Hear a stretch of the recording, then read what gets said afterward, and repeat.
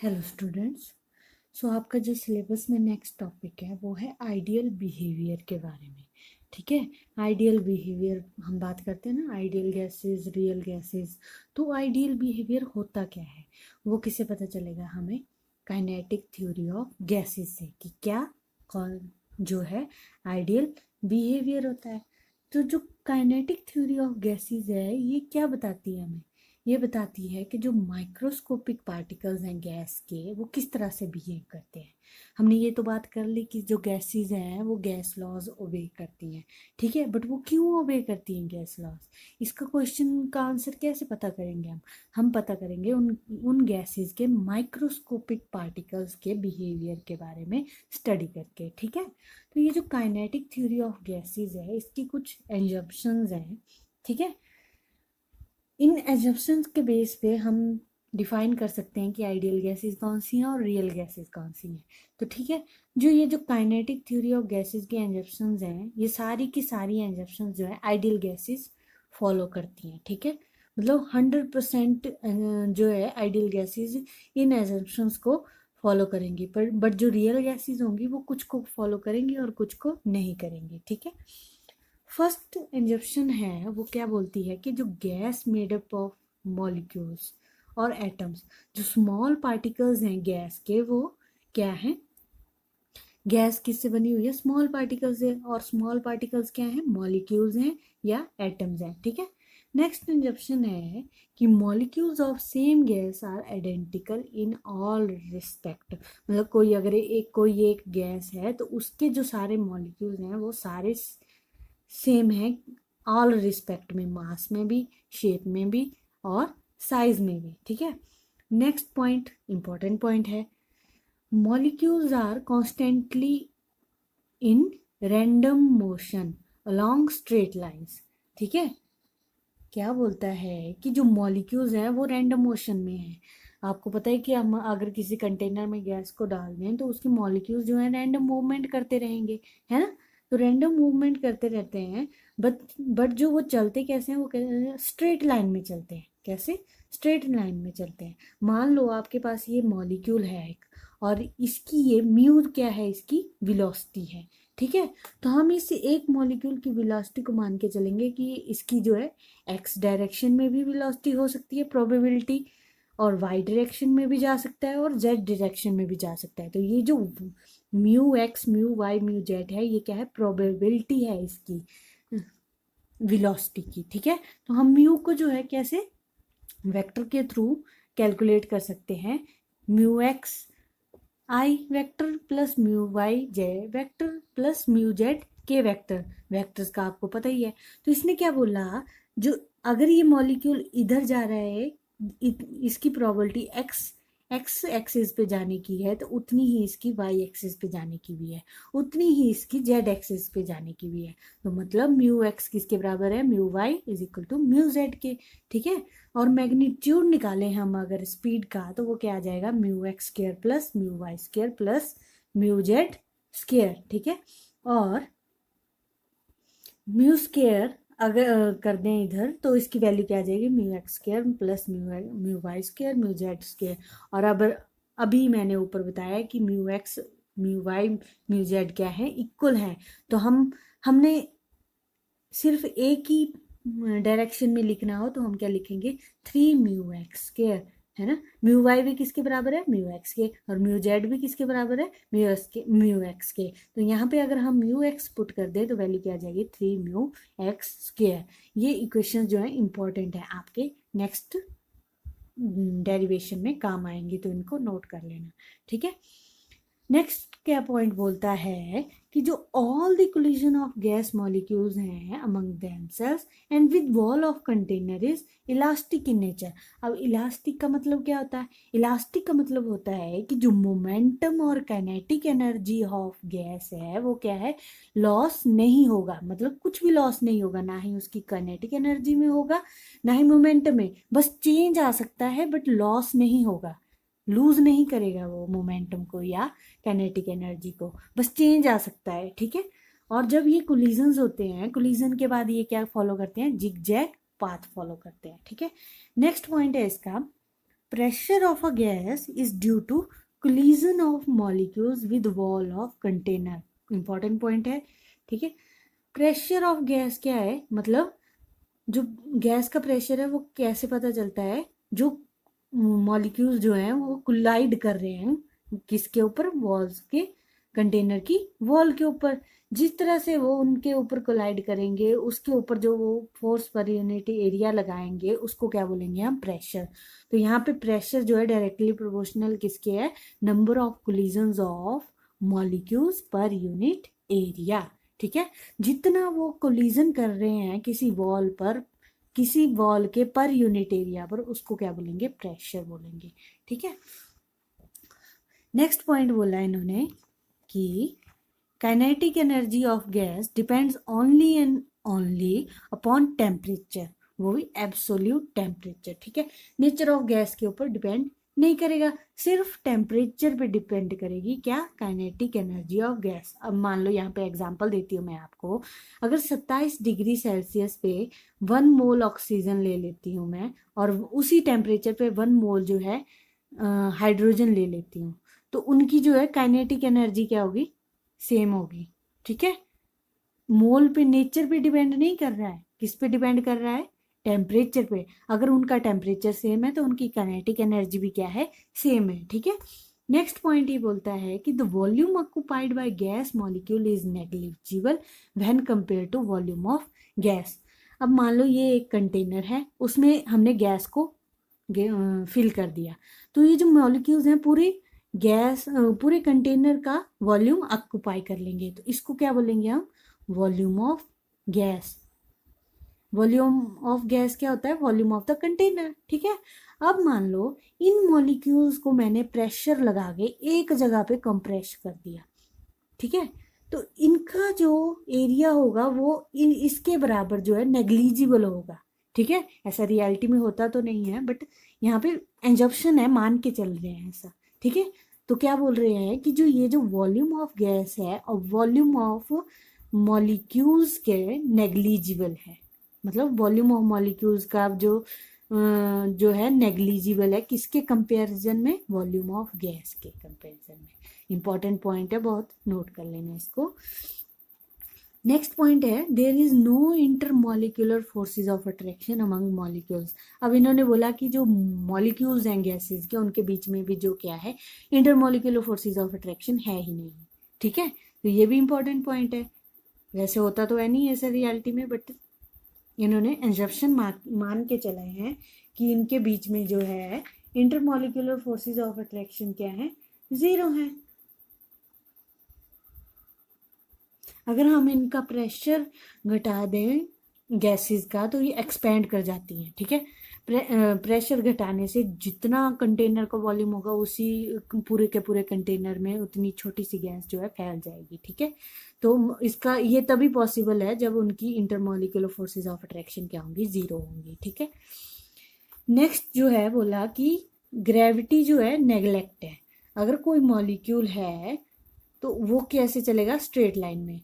अगर मैं मान लो पेन को फेंक दूं ऐसे, तो ये नीचे पहुंच गया है ना, नीचे पहुंच गया क्यों, क्योंकि इसको ग्रेविटी ने खींच लिया अपनी तरफ। बट जो मॉलिक्यूल्स हैं वो स्ट्रेट लाइंस में चलते रहते हैं, अभी मैंने पीछे भी बताया, जो मॉलिक्यूल है स्ट्रेट लाइन में चलते रहेंगे, वो ऐसा नहीं है कि थोड़ी देर सीधे चलेंगे फिर नीचे आ जाएंगे, क्यों, क्योंकि उनका तो वेट ही नहीं है ना। तो ग्रेविटी क्या उनके ऊपर नेग्लेक्ट है, ठीक है। तो यहाँ पे जो हमने 2 पॉइंट्स पढ़े, 7th और 8th, ये रियल गैसेस जो है इनको फॉलो नहीं करती, क्यों। अब मान लो यहाँ पे जो है वॉल्यूम ऑफ मॉलिक्यूल है नेग्लिजिबल मान रहे हैं, रियल गैसेस में तो ऐसा हो नहीं सकता ना, मॉलिक्यूल्स का भी कुछ ना कुछ वॉल्यूम तो होगा ही, और molecular intermolecular forces of attraction भी होंगी। तो रियल गैसेस जो हैं इन 2 एजम्पशंस को फॉलो नहीं करती हैं, और आइडियल गैस जो है सभी एजम्पशंस को फॉलो करती हैं। तो इससे ये जो postulates the kinetic theory of gases के बेसिस पे इन्होंने एक इक्वेशन निकाली जिसको बोलेंगे हम काइनेटिक गैस इक्वेशन। वो इक्वेशन है क्या, PV is equal to 1/3 mn mu RMS का स्क्वायर, ठीक है। यहाँ पे m क्या है, mass of molecules, one molecule of gas, mass of one molecule of gas. n क्या है, नंबर ऑफ मॉलिक्यूल्स। और mu's R M S square क्या है, root mean square velocity of molecules. ठीक है। अब ये क्या हुआ, इसको समझने के लिए मान लो यहाँ पे इन्फिनिटी नंबर ऑफ मॉलिक्यूल्स हैं गैसेस के। ठीक है, बहुत सारे बहुत सारे बहुत सारे मॉलिक्यूल्स हैं, और उनकी स्पीड भी क्या होगी, एक की μ1 होगी, दूसरे की μ2 होगी, तीसरे की μ3 होगी, फिर n नंबर ऑफ मॉलिक्यूल्स की स्पीड क्या होगी, μn। तो अगर हम इसको कैलकुलेट करना चाहें तो कैसे करेंगे, μ1 plus μ2 plus μ3 plus so on μn। ठीक है, फिर उसको ऊपर क्या लगा देंगे हम, स्क्वायर, और उसको डिवाइड कर देंगे किसके, टोटल नंबर ऑफ मॉलिक्यूल्स से। ठीक है, और उसका स्क्वायर लगा देंगे तो वो क्या बन जाएगी, root mean square velocity of molecules. क्या बन जाएगी, root mean square of velocity of molecules. तो इसको भी आप नोट कर लें, और ये इक्वेशन है। अब हम इसके बारे में पढ़ेंगे आगे कि डिराइव कैसे करना है इसको। ठीक है, सो इससे पहले एक और इक्वेशन जान लो, kinetic energy of n moles of gases क्या होती है, n3/2 RT। ठीक है, इनके आगे हम डेरिवेशन करेंगे।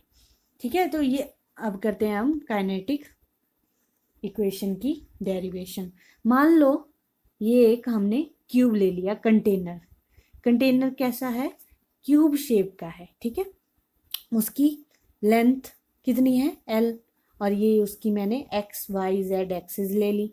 ठीक है, ये मैंने यहाँ पे एक मॉलिक्यूल ले लिया जिसका मास क्या है, m, और मान लो इस कंटेनर में क्या है, n नंबर ऑफ मॉलिक्यूल्स हैं गैस के, बट मैं यहाँ पे सिर्फ एक मॉलिक्यूल को मान के चल रही हूँ। ठीक है, और ये क्या है, वॉल्स ऑफ कंटेनर्स हैं।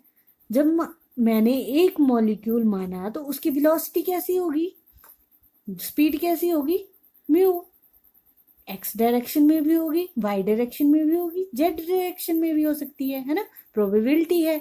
और 1 क्यों लिखा मैंने, क्योंकि हम सिर्फ एक मॉलिक्यूल की बात कर रहे हैं, n मॉलिक्यूल्स की बात नहीं कर रहे हैं, सिर्फ एक मॉलिक्यूल लिया है मैंने, तो एक मॉलिक्यूल की बात कर रहे हैं। अब मान लो ये मॉलिक्यूल जो है कोलाइड तो करेगा, ये गैस पार्टिकल है, कोलाइड करेगा, ये मूव कर रहा है वॉल के साथ, कोलाइड करने के बाद ये फिर से आ जा रहा है वापस। ठीक है, तो इसका जो स्पीड क्या होगी, सेम रहेगी, जाएगा तब भी स्पीड सेम रहेगी, और जब वापस आएगा तब भी स्पीड क्या रहेगी, सेम रहेगी। बट इसका मोमेंटम जो है वो चेंज हो जाएगा, पहले पॉजिटिव में था फिर नेगेटिव में हो जाएगा। अगर ये जा रहा है कोलाइड करने के बाद ये क्या हो जाएगा, नेगेटिव में। तो हम मोमेंटम अगर लिखना चाहें तो इनिशियल मोमेंटम क्या होगा, m म्यू एक्स आई, और फाइनल क्या होगा, -m म्यू एक्स आई। ठीक है, आई नहीं सॉरी, यहाँ पे 1 होगा, 1। ठीक है, सिर्फ एक पार्टिकल मॉलिक्यूल का ले रहे हैं ना हम, तो माइनस में हो जाएगा। और अगर हम चेंज इन मोमेंटम निकालें तो इन दोनों को करके तो हमारे पास वैल्यू क्या आ जाएगी, 2m म्यू x1। क्या वैल्यू आ जाएगी, 2m म्यू x1। अब हम क्या करेंगे, time taken for each collision, इसको यहाँ से जाके यहाँ पे आने के लिए कितना टाइम लगा, तो हम क्या लेंगे, डिस्टेंस अपॉन स्पीड। तो डिस्टेंस कैसे लेंगे हम, 2l कैसे आया, हमने लेंथ की क्या ली हुई है, l मान के चले हुए हैं क्यूब की लेंथ। तो अगर ये इस साइड को जा रहा है तो l, फिर से आ रहा है तो l, पहले इसने l length cross distance cover किया कोलाइड करने के लिए वॉल पे, फिर से वापस आया। ठीक है, तो फिर से l डिस्टेंस कवर किया, तो मतलब 2l डिस्टेंस, और स्पीड क्या है इसकी, म्यू x1, क्योंकि वो तो चेंज नहीं हो रही है, स्पीड तो सेम ही रह रही है ना। तो यहाँ से हमें क्या निकल गया, ये डेल्टा t आ गया। ठीक है, अगर हम force exerted on the wall निकालना चाहें तो क्या होता है, momentum upon time taken, change in momentum upon change in time. तो कैसे, हम इन डेल्टा पी और डेल्टा टी की वैल्यू पुट कर देंगे, तो हमारे पास वैल्यू क्या आ जाएगी, डेल्टा पी की वैल्यू है 2m μx1 और डेल्टा टी की वैल्यू है 2l/μx1। ठीक है, तो यहाँ पे μx ऊपर चला जाएगा, 2 से 2 कट जाएगा, तो वैल्यू क्या आ जाएगी m/l/μx1 का स्क्वायर। ठीक है, तो आपने पीछे पढ़ा इंजप्शंस में कि म्यू क्या होता है, μx1 xi का वेक्टर, μy जे का वेक्टर, μz के का वेक्टर, और वो किसके, म्यू स्क्वायर किसके बराबर होता है, 3μx के स्क्वायर। और यहां से अगर हम μx स्क्वायर की वैल्यू निकालें तो वो क्या आ जाएगी, क्या वैल्यू आ जाएगी। अब हमने जो है 3 को इसके नीचे ले आएंगे और μx की स्क्वायर की वैल्यू आ जाएगी म्यू स्क्वायर अपॉन 3। ठीक है, तो हमने क्या करना है, अब μx को म्यू से कन्वर्ट कर देना है। हमने सिर्फ एक डायमेंशन नहीं लेनी है, एक एक्सिस नहीं लेनी है, हमने सिर्फ पूरी की पूरी स्पीड लेनी है। ठीक है, इसकी 1 मॉलिक्यूल की। तो हम फोर्स ड्यू टू 1 मॉलिक्यूल क्या आ जाएगी, m/l, वैल्यू पुट कर रहे हैं μx के स्क्वायर की जगह म्यू स्क्वायर अपॉन 3। अब 1 मॉलिक्यूल है तो μ1 लगाएंगे। ठीक है, तो ये क्या आ गई, फोर्स ड्यू टू 1 मॉलिक्यूल। अब ड्यू टू n मॉलिक्यूल्स हो तो हम क्या करेंगे, 1/3m/l μ1 square plus 1/3m/l μ2 square plus so on 1/3m/l μn square. ठीक है, फिर हम ml और 1/3 को कॉमन ले लेंगे और अंदर क्या रह जाएगा, μ1 square plus μ2 square plus so on μn square. और अगर हम इस टर्म को n से मल्टीप्लाई और डिवाइड करें तो हमारे पास क्या आ जाएगी, ये वैल्यू कुछ सेम नहीं लग रही है जो हमने पीछे पढ़ा। म्यू वो किसके बराबर आई, μrms के स्क्वायर के बराबर है ना। तो यहाँ पे जो है फोर्स, नेट फोर्स कितनी आ जाएगी हमारे पास, 1/3mn/l μrms का स्क्वायर। ठीक है, तो अगर हम प्रेशर निकालना चाहें तो प्रेशर की क्या होता है फॉर्मूला, फोर्स अपॉन एरिया। ठीक है, तो हम क्या, फोर्स और एरिया की वैल्यूज पुट कर देंगे। फोर्स हमने निकाली अभी यहीं पे 1/3mn μrms का स्क्वायर l। अब ये L2 क्यों लिया हमने, क्योंकि जो एरिया है क्यूब का वो क्या है L, यहाँ से भी और यहाँ से भी, तो इसीलिए हम उसको क्या ले रहे हैं, L स्क्वायर का। तो वैल्यू क्या आ जाएगी, 1/3mn μrms का स्क्वायर अपॉन L क्यूब। तो प्रेशर क्या आ जाएगा हमारे पास, 1/3mn μrms का स्क्वायर अपॉन v, और v को अगर इधर ले जाएं तो वैल्यू हमारे पास इक्वेशन आ जाएगी pv = 1/3mn μrms का स्क्वायर। इसको आप इक्वेशन 1 पुट कर लेना, और ये इंपॉर्टेंट इक्वेशन है, आपको लर्न करनी पड़ेगी। ठीक है, नेक्स्ट जो है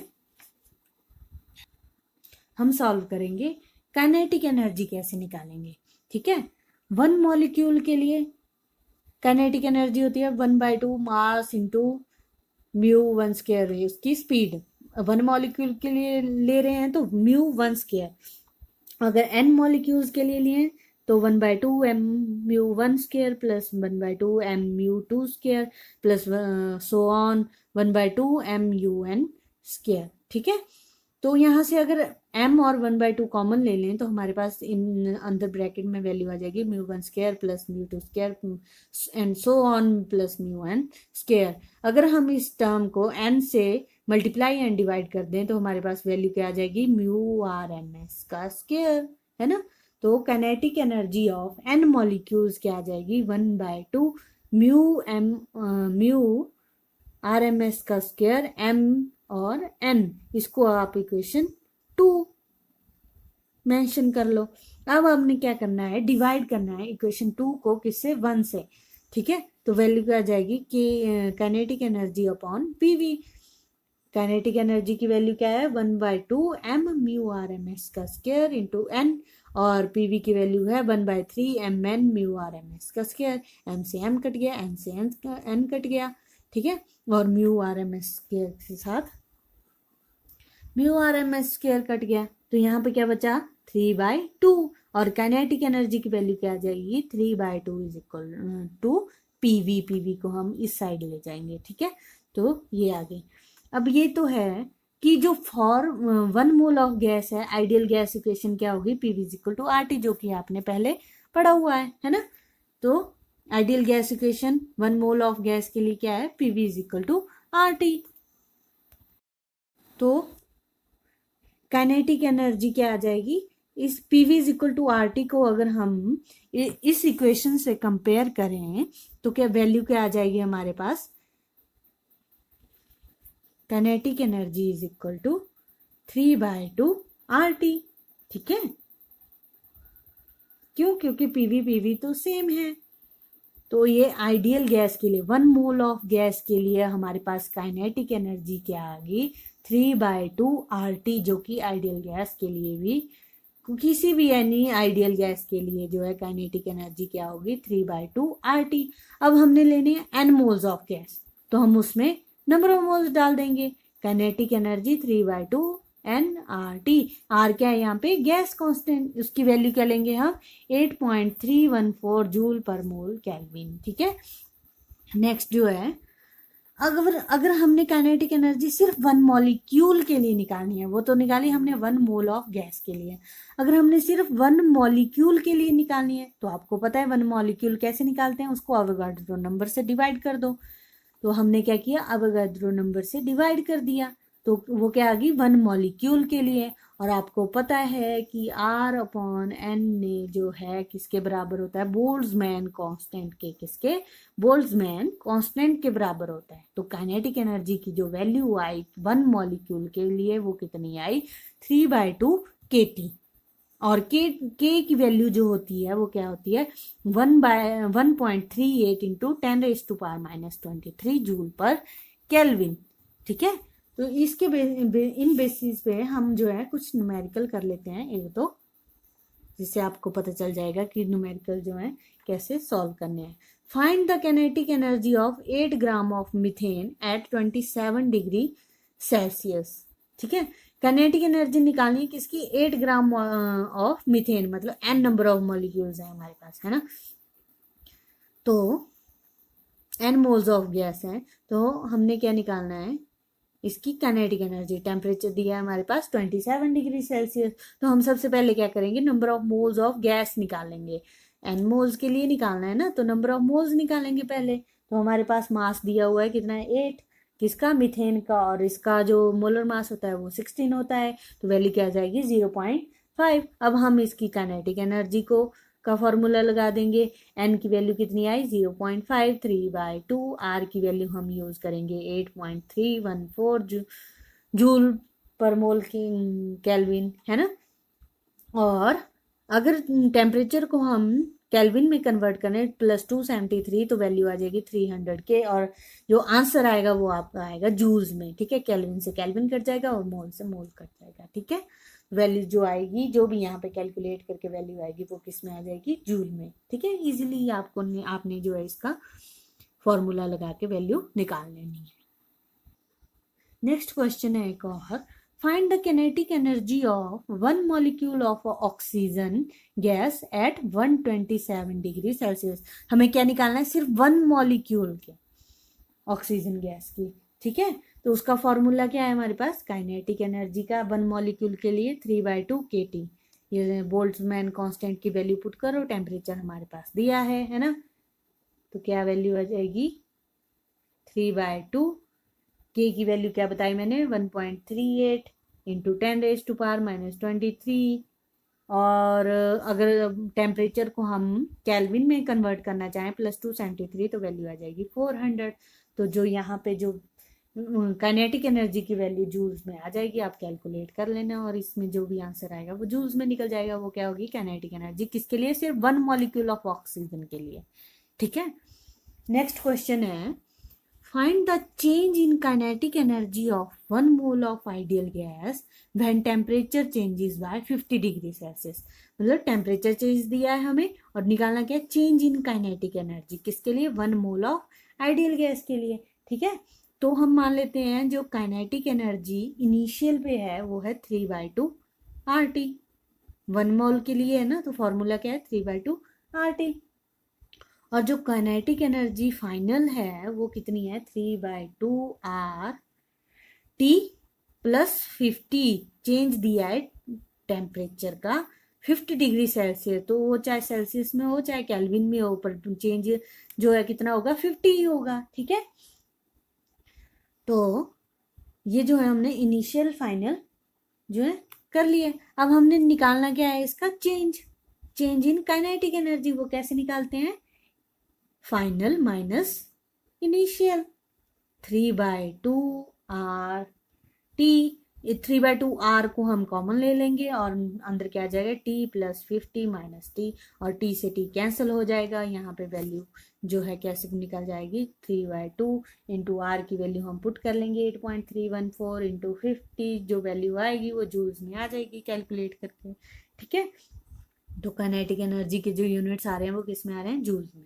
ठीक है, इस तरह से जो है आप न्यूमेरिकल्स कर सकते हो। ठीक है।